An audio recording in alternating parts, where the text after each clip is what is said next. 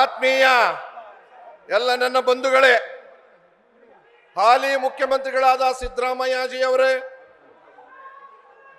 ಮತ್ತು ಉಪಮುಖ್ಯಮಂತ್ರಿಗಳಾದಂಥ ಡಿ.ಕೆ. ಶಿವಕುಮಾರ್ ಅವರೇ, ಮಂತ್ರಿಗಳೇ, ಶಾಸಕರೇ, ಮಾಜಿ ಶಾಸಕರೇ, ಶೋಷಿತ ವರ್ಗಕ್ಕೆ ಬೆಂಬಲ ಕೊಟ್ಟು ಬಂದಿರತಕ್ಕಂಥ ಎಲ್ಲ ನನ್ನ ಅಣ್ಣ ತಮ್ಮಂದಿರೇ, ಬಂಧುಗಳೇ, ಹಾಲಿ ಮುಖ್ಯಮಂತ್ರಿಗಳ ಎದುರುಗಡೆ ಇವತ್ತು ನಾವು ಹಕ್ಕೊತ್ತಾಯವನ್ನು ಮಂಡನೆ ಮಾಡೋದಕ್ಕೆ ನಾವೆಲ್ಲರೂ ಶೋಷಿತ ಸಮುದಾಯಗಳ ಮಹಾ ಒಕ್ಕೂಟ, ಕರ್ನಾಟಕ ರಾಜ್ಯ ಹಿಂದುಳಿದ ಜಾತಿಗಳ ಒಕ್ಕೂಟ, ಇದರ ಅಡಿಯಲ್ಲಿ ಸಂವಿಧಾನ, ಸಾಮಾಜಿಕ ನ್ಯಾಯ, ಸಹಬಾಳ್ವೆ ಮತ್ತು ಸ್ವಾಭಿಮಾನದ ಸಂರಕ್ಷಣೆಗಾಗಿ ರಾಜ್ಯ ಸಮಾವೇಶವನ್ನು ಹಂಚಿಕೊಂಡಿದ್ದೀವಿ. ನೀವೆಲ್ಲರೂ ಅದಕ್ಕೆ ಶಕ್ತಿ ತುಂಬೋದಕ್ಕೋಸ್ಕರವಾಗಿ ಬಂದಿದ್ದೀರಾ ಬಂಧುಗಳೇ. ಈ ದೇಶ ವಿವಿಧತೆಯಲ್ಲಿ ಏಕತೆಯನ್ನು ಕಂಡಂತ ದೇಶ. ಈ ದೇಶ ವಿವಿಧತೆಯಲ್ಲಿ ಏಕತೆ, ಒಕ್ಕೂಟದ ವ್ಯವಸ್ಥೆ, ಒಂದು ದೇಶ, ಒಂದು ಧರ್ಮ, ಒಂದು ಭಾಷೆ ಆಗದೇ ಇರತಕ್ಕಂಥ ದೇಶ. ಅದನ್ನು ತಡಿಬೇಕಾದಂಥ ಕೆಲಸ ನಮ್ಮಲ್ಲಿದೆ. ಸರ್ವ ಜನಾಂಗದ ಶಾಂತಿಯ ತೋಟ. ಎಲ್ಲರೂ ಕೂಡ ಒಗ್ಗಟ್ಟಾಗಿ ಒಟ್ಟಾಗಿ ಸಹಬಾಳ್ವೆಯಿಂದ ಬದುಕಬೇಕು ಅನ್ನೋದು. ಆದರೆ ಕೆಲವೇ ವರ್ಗದ ಕುತಂತ್ರದಿಂದಾಗಿ ದೇಶದ ಸಂಪತ್ತು ಸಮಾನವಾಗಿ ಹಂಚಿಕೆಯಾಗಿದೆ. 97% ತಳ ಸಮುದಾಯಗಳು ಸಾವಿರಾರು ವರ್ಷಗಳಿಂದ, ನೂರಾರು ವರ್ಷಗಳಿಂದ ಸಂಕಷ್ಟವನ್ನು ಅನುಭವಿಸಿದ್ದೇವೆ. ಇದು ನಿಮ್ಮ ಗಮನಕ್ಕಿರಲಿ. ಡಾಕ್ಟರ್ ಬಾಬಾ ಸಾಹೇಬ್ ಅಂಬೇಡ್ಕರ್ ಅವರ ಸಂವಿಧಾನದಿಂದ ಕಳೆದ 70 ವರ್ಷಗಳಿಂದ ವಿದ್ಯಾ, ಉದ್ಯೋಗ, ಅಧಿಕಾರ, ಅಂತಸ್ತು, ಸಮಾನತೆಯನ್ನು ಅಲ್ಪ ಸ್ವಲ್ಪ ಪಡೆದು ಪ್ರಗತಿ ಕಾಣಲು ಪ್ರಯತ್ನ ಪಡ್ತಾ ಇದ್ದೀವಿ ನಾವೀಗ. ಕೇವಲ ಕೆಲವೇ ಮಂದಿ, ಆದರೆ ಪುರೋಹಿತಶಾಹಿ ವರ್ಗ ಅಲ್ಪಸಂಖ್ಯಾತರನ್ನ, ಅದರಲ್ಲೂ ಯುವಕರನ್ನ ಮರಳು ಮಾಡ್ತಾ ಇದೆ.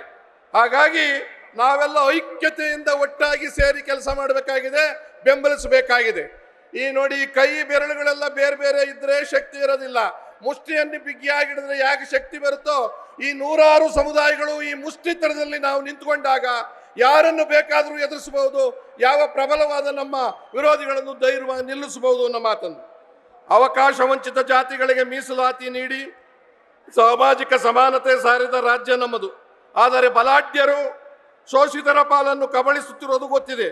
ಸುಪ್ರೀಂ ಕೋರ್ಟ್ ಹಿಂದುಳಿದ ವರ್ಗಗಳ ಶಾಶ್ವತ ಆಯೋಗವನ್ನು ರಚಿಸಬಹುದೆಂದು ತಿಳಿಸಿದೆ ರಾಜ್ಯಗಳಿಗೆ. ಆ ಪ್ರಕಾರ ಎಲ್ಲ ರಾಜ್ಯಗಳು ಆಯೋಗ ರಚಿಸಿ ಸಾಮಾಜಿಕ, ಶೈಕ್ಷಣಿಕ, ಆರ್ಥಿಕ ಹಿಂದುಳಿದವರನ್ನ ಗುರುತಿಸಿ ಎಲ್ಲರಿಗೂ ಸಮಾನ ಅವಕಾಶಗಳನ್ನು ಕಲ್ಪಿಸಬೇಕು ಎಂಬುದು ಕರ್ನಾಟಕ ಶೋಷಿತ ಸಮುದಾಯ ಒಕ್ಕೂಟದ ಒತ್ತಾಯವಾಗಿದೆ. ಆದರೆ ಪೂರ್ವಾಗ್ರಹ ಪೀಡಿತ ಮಂದಿ, ದಯಮಾಡಿ ಕೇಳಿ, ಪೂರ್ವಾಗ್ರಹ ಪೀಡಿತ ಮಂದಿ ಮೀಸಲಾತಿ ವಿರೋಧಿಸುತ್ತಿದ್ದು ಹಿಂದಿನಿಂದ ಮಾಡಿಕೊಂಡ ಒಂದು ವಾದವನ್ನೇ ಮತ್ತೆ ಮಂಡಿಸುತ್ತಿದೆ. ಪೂರ್ವಾಗ್ರಹ ಪೀಡ ಮೀಸಲಾತಿ ನೀಡುವುದಿದ್ದರೆ ಆರ್ಥಿಕ ಆಧಾರದ ಮೇಲೆ ನೀಡಬೇಕು. ಮೇಲ್ಜಾತಿಯಲ್ಲಿ ಬಡವರಿಲ್ಲವೇ, ಮೆರಿಟ್ ಇಲ್ವೇ, 35% ಬಂದರೂ ಅವನನ್ನ ಏನಕ್ಕೆ ಬೇಕಾದ್ರೂ ಸೇರಿಸ್ತೀರ ಮೀಸಲಾತಿಯಿಂದ. 95% ಸೀಟ್ ಸಿಗಲಿದೆ, ಯಾವ ನ್ಯಾಯ? ಈ ಮೀಸಲಾತಿಯಿಂದ ಮೆರಿಟ್ ನಾಶವಾಗುತ್ತದೆ ಅಂತಿದ್ದಾರೆ. ಮೆರಿಟ್ಟಿನ ವಿಚಾರವನ್ನ ಬೌದ್ಧಿಕವಾಗಿ ಅವರು ಹೇಳ್ತಾ ಇದ್ದಾರೆ. ಕಿತ್ತು ಹಾಕಬೇಕು, ಈ ಮೀಸಲಾತಿಯನ್ನು ಕಿತ್ತು ಹಾಕಬೇಕು. ಇನ್ನೆಷ್ಟು ದಿನ ಮೀಸಲಾತಿ ನೀಡಬೇಕು? ಮೀಸಲಾತಿ ತೆಗೆಯುವವರೆಗೂ ದೇಶ ಉದ್ಧಾರವಾಗುವುದಿಲ್ಲ ಅನ್ನೋ ಮಾತನ್ನು ಹೇಳ್ತಾ ಇದ್ದಾರೆ. ಮನು ಸಂಸ್ಕೃತಿಯು ಕೋಮುವಾದಿಗಳು ವಾದ ಮಾಡುತ್ತಾರೆ. ನಾವು ಒಂದಷ್ಟು ಸ್ವಲ್ಪ ಮಾತಾಡಬೇಡಿ ದಯಮಾಡಿ, ಒಂದಷ್ಟು ಒಳ ಹೊತ್ತು ಸರಳೀಕರಿಸಿ ಮೀಸಲಾತಿಯ ಅನಿವಾರ್ಯತೆಯನ್ನು ಹೇಳಬೇಕಾಗಿದೆ. ಯಾಕೆಂದ್ರೆ ಇಲ್ಲಿ ಮೀಸಲಾತಿ ವಿರೋಧಿಗಳಂತೆ ಮೀಸಲಾತಿ ಪಡೆಯುತ್ತಿರುವವರು ನಮ್ಮವರು, ಅವರು ಸೇರ್ಕೊಂಡಿದ್ದಾರೆ. ಮೀಸಲಾತಿ ಪಡೆಯಲು ಬಹುತೇಕ ಅಕ್ಷರ ಜ್ಞಾನ ಪಡೆಯುತ್ತಿರುವ ತಲೆಮಾರು. ಮಂತ್ರಿ ನಾರಾಯಣ ಸ್ವಾಮಿ ಅವರು ಪಾರ್ಲಿಮೆಂಟ್ನಲ್ಲೇ ಒಂದ್ಸತಿ ಹೇಳಿದ್ದಾರೆ, SC-ಗೆ 22% ಇದ್ದಿದ್ದು ಮೀಸಲಾತಿ 8.5 ಬಳಸಿರೋದು, ST-ಗಳಿಗೆ 7 ಇದ್ದು ಬೆಳಗಿದು 3 ಅಷ್ಟೇ ಮೀಸಲಾತಿ. ಮೀಸಲಾತಿ ಒಂದು ತಲೆಮಾರಿನ 3ನೇ 1 ಭಾಗಕ್ಕೆ ಮಾತ್ರ ಸಿಕ್ಕಿದೆ, ಮಿಕ್ಕವರಿಗೆ ಇನ್ನೂ ತಲುಪಿಲ್ಲ. ಇಲ್ಲಿ ಅನೇಕ ಜಾತಿಯನ್ನು ನೀತಿ ಮಾಡಿಕೊಂಡ ದೇಶವಿದು, ಜಾತಿಯನ್ನೇ ನೀತಿ ಮಾಡಿಕೊಂಡ ದೇಶವಿದು. ನಮ್ಮ ಕುಲಪಸುಗಳನ್ನೇ ನುಂಗಿ ನೀರು ಕುಡಿದ ದೇಶ ನಮ್ಮದು. ನಮ್ಮ ತಲೆಮಾರನ್ನು ಹೊರತುಪಡಿಸಿ ಹಿಂದಿನ ತಲೆಮಾರುಗಳನ್ನು ಒಮ್ಮೆ ಅವಲೋಕಿಸಿ ಹಿಂದೂ ಧರ್ಮದ ಚಳ ಸಮುದಾಯದ ಪುರೋಹಿತ ವರ್ಗ, ಮಾತಾಡಬೇಡಿ, ಇಲ್ಲಿ ಮಾತಾಡಿದ್ರೆ ಮಾತಾಡಕ್ಕಾಗಲ್ಲ, ಪುರೋಹಿತ ವರ್ಗ, ರಾಜರು, ಚಕ್ರವರ್ತಿಗಳ ವರ್ಗ, ಕ್ಷತ್ರಿಯರು, ವ್ಯಾಪಾರಸ್ಥ ವರ್ಗ ಅವರೆಲ್ಲರ ಸೇವೆಯನ್ನ ಸಾವಿರಾರು ನೂರಾರು ವರ್ಷಗಳಿಂದ ಯಾರು ಸೇವೆ ಮಾಡ್ಕೊಂಡು ಬಂದ್ರ? ನಾವೇ. 4ನೇ ವರ್ಗದ ಶೂದ್ರರು, ದಲಿತರು, ಅಲ್ಪಸಂಖ್ಯಾತರು ನೀವೇ ಮಾಡುತ್ತಲೇ ಬಂದಿರೋದು. ಇಂದು ಅದೇ ಸಮುದಾಯ ಕುಡಿಗಳೇ ಮೀಸಲಾತಿ ಬೇಡ್ತಾ ಇರೋದು. ನಾವೆಲ್ಲ ಅದೇ ಸಮುದಾಯದ ಕುಡಿಗಳು. ಇಲ್ಲಿ ಅನೇಕ ಕುಲಿಗಳು ಮಾತಾಡ್ತವೆ. ಸ್ವಲ್ಪ ಸಾವಧಾನದಿಂದ ಕೇಳಿ. ನಿಮಗೆ ಒಟ್ಟು ಬಟ್ಟೆ ನೇಯ್ದು ಕೊಟ್ಟವರು ಯಾರು? ಆ 3 ಜನಾಂಗ ದೇವಾಂಗದವರು. ಅದನ್ನು ಹೊರದು ಕೊಟ್ಟವರು ಯಾರು? ಸಿಂಪಿಗ. ಅದನ್ನು ಒಗೆದು ಇಸ್ತ್ರಿ ಮಾಡಿ ಕೊಟ್ಟವರು ಅಗಸ. ನಿಮಗೆ ಚಪ್ಪಲಿ ಮಾಡಿ ಕೊಟ್ಟವರು ನಾವು ಚಮ್ಮಾರರು. ನಿಮಗೆ ಕುಡಿಯಲು ಸ್ನಾನಕ್ಕೆ ನೀರು ಕೊಟ್ಟವರು ನೀರುಗಂಟಿಗಳು. ನಿಮಗೆ ಕ್ಷೌರ ಮಾಡುತ್ತಲೇ ಬಂದವರು ನಾವು ಸವಿತಾ ಸಮಾಜ. ನಿಮಗೆ ಸಂಧ್ಯಾ ವಂದನೆ ಪೂಜೆಗಾಗಿ ನಿಮ್ಮ ಗರ್ಭಗಡೆಗೆ ದೇವರ ವಿಗ್ರಹ ಮಾಡಿಕೊಟ್ಟವರು ವಿಶ್ವಕರ್ಮ. ದೇವರ ದೀಪ ಹಚ್ಚಲು ದೀಪ ಮಾಡಿಕೊಟ್ಟವರು ಕುಂಬಾರ. ದೀಪಕ್ಕೆ ಬತ್ತಿ ಮಾಡಿಕೊಟ್ಟವರು ಒಕ್ಕಲಿಗ. ಅದಕ್ಕೆ ಎಣ್ಣೆ ಮಾಡಿಕೊಟ್ಟವನು ಗಾಣಿಗ. ದೇವರ ಪೂಜೆ ಅರಳಿಸಿನ ಕುಂಕುಮ ಕೊಟ್ಟವನು ಬಲಿಜ.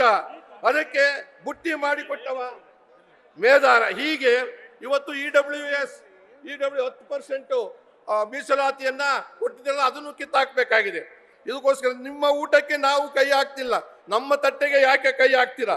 ಈ ಒಂದು ವಿಚಾರವನ್ನು ತಿಳಿಸೋದಕ್ಕೋಸ್ಕರವಾಗಿ ಬಹಳ ಜನ ಮಾತಾಡೋದ್ರಿಂದ ಈ ದೇಶದ ಮೇಲ್ಬಾಚು ಮನಸ್ಸು ಕಿತ್ತು ತಿನ್ನುವ, ಚಿಂತಿಸುವ, ಯೋಚಿಸುವ, ಮಂತ್ರ ಉದುರುವ, ಮಾತಾಡ್ತಾರೆ. ಶ್ರಮಜೀವಿಗಳು ನಾವು. ವಿದ್ಯಾಭ್ಯಾಸ ಶ್ರಮದಿಂದ ಬಂದಿಲ್ಲ, ನಾವು ಮೆರಿಟ್ಟೆ. ನಮ್ಮಲ್ಲಿ ಮಾಡ್ತಕ್ಕಂಥ ಕರಕುಶಲವೆಲ್ಲವೂ ಮೆರಿಟ್ಟೆ. ಆ ಮೆರಿಟ್ಟಿನ ಆಧಾರದಲ್ಲಿ ಶಿಕ್ಷಣ ಇರಬೇಕಾಯಿತು. ಅದನ್ನು ತುಳಿದು ನಮ್ಮನ್ನಲ್ಲೂ ಅವಕಾಶ ತಪ್ಪಿ ಇಲ್ಲೂ ಅವಕಾಶ ತಪ್ಪಿಸ್ತಿರೋದ್ರಿಂದ ಈ 7 ಬೇಡಿಕೆಗಳು ಏನಿಟ್ಟಿದ್ದೀವಿ ನಾವು ಇವತ್ತಿನ ದಿವಸ, ಕಾಂತರಾಜು ವರದಿಯ ಆದಿಯಾಗಿ ಕೊನೆಯ ಅಲ್ಪಸಂಖ್ಯಾತರ ವಿಚಾರದಲ್ಲಿ 7 ಅವನ್ನ ದಯಮಾಡಿ ಮಾನ್ಯ ಮುಖ್ಯಮಂತ್ರಿಗಳು ದಿಟ್ಟವಾಗಿ ಗಟ್ಟಿಯಾದ ನಿಲುವು ತೆಗೆದುಕೊಂಡು ಸ್ವೀಕಾರ ಮಾಡಬೇಕು, ಅನುಷ್ಠಾನ ತರಬೇಕು, ಸದನದಲ್ಲಿ ಮಂಡಿಸಬೇಕು, ಚರ್ಚೆ ಆಗಬೇಕು. ಆಮೇಲೆ ಯೋಚನೆ ಮಾಡೋಣ. ಅದನ್ನು ಧೈರ್ಯವಾಗಿ ನಿಲ್ಲಿ, ನಾವೆಲ್ಲರೂ ನಿಮ್ಮ ಹಿಂದೆ ಇರ್ತೀವಿ ಅಂತ ಹೇಳಿ ನನ್ನ ಮಾತು ಮುಗಿಸ್ತಾ ಇದ್ದೀನಿ. ಜೈ ಹಿಂದ್, ಜೈ ಕರ್ನಾಟಕ. ನ್ಯೂಸ್ ಫಸ್ಟ್, ನಿರ್ಭೀತಿಯಿಂದ ನಿಮ್ಮ ಪರವಾಗಿ.